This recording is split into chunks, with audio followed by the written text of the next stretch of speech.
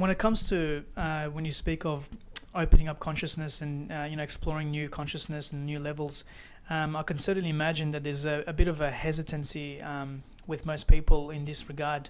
Can you maybe give us a bit of information on how we can clear up, or at least maybe approach when we're actually dealing with clients, for example, when we're speaking of humanity and also the different levels of humanity, the new humanity which you refer to in some of your writings, and also about the quickening, the new shift. So the consciousness, the humanity developing, and also the quickening, which is a new shift. Okay, well, the new humanity is just a term I use to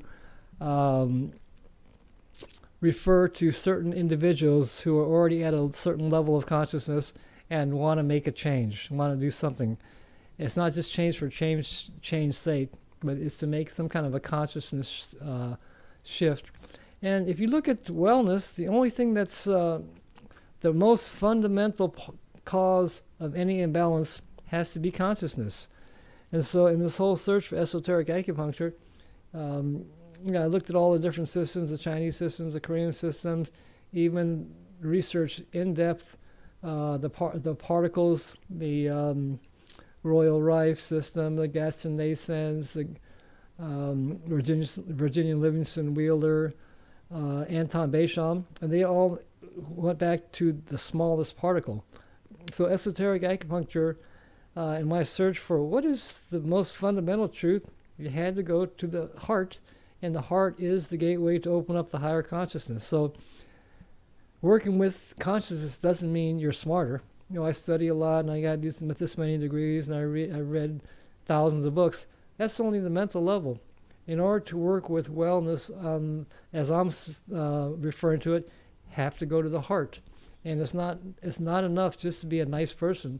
We have to it would be nice to open up the petals of your heart, and that way, once the petals are open, it does communicate with the chakra called the Guru chakra. So this is another way to change the way we look at our healthcare industry. The quickening is, it's happening now. If you look back in the last 2 to 3 years, it's just such a speeded up change in humanity. Everything is more connected than it was a few years ago.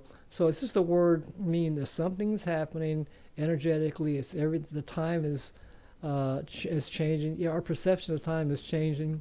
It's not like it was 30 years ago or when everything was slower. There is some kind of energetic quickening.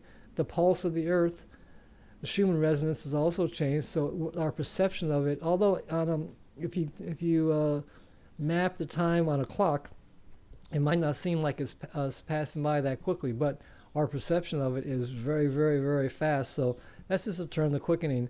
You blink a few times, a week went by. And this year, it's already at the end of September, and it seems like it just flew by. What happened? So that's the quickening I'm talking about. And it has to do with, part of it is our access to internet and communication around the world, satellite systems. But it's also the humanity. We're at a much, much faster pace now. And look at the kids coming through, all the diagnoses with attention deficit or attention deficit hyperactive disorder. It's because their mind is moving very fast. It's not really a disorder. It's an alignment with the time, but they are, categorized as being abnormal. So.